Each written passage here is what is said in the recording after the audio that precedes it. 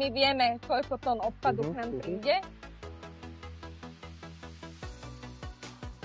A čo je potom ešte dôležité, tak my tu vzadu máme záchytné siete, aby nám ten odpad neodfúkovalo po okolí. To sme doinštalovali naozaj špeciálne a to proste je hlavne kvôli tomu, že zrazu sa dvihne vietor a tie sáčky a folie nám odfúkuje. A vlastne teraz ten list vytláča ten odpad smerom von.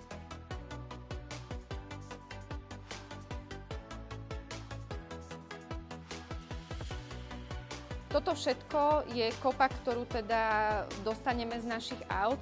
Je samozrejme pravda, že naši zamestnanci kontrolujú vizuálne každý kontajner. Čiže ak by toto bolo na vrchu a videli by to, tak vlastne ten kontajner nezoberú a kontaktujú následne správcu, že je potrebné buď vytriediť kontajner, alebo následne sa ten kontajner musí odviezť ako zmesový komunálny odpad, pretože by nám vlastne znehodnotil časť vozidla.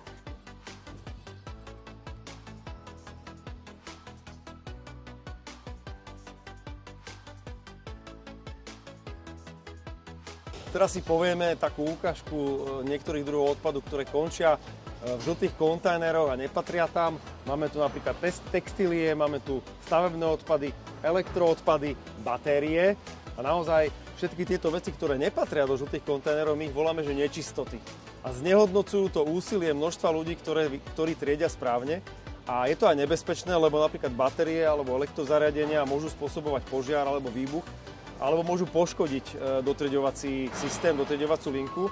A dnes už naozaj není problém, všade na Slovensku máme niekoľko možností, kam môžeme odovzdať napríklad tie použité batérie alebo elektroodpady. Jednou z tých ciest je predajňa, kde sa takýto materiál dá kúpiť, alebo zberný dvor, alebo rôzne druhy kontajnerov na verejných priestranstvách. Takže určite je to dôležité, aby sme každý odpad trafili na to správne miesto, do toho správneho kontajnera.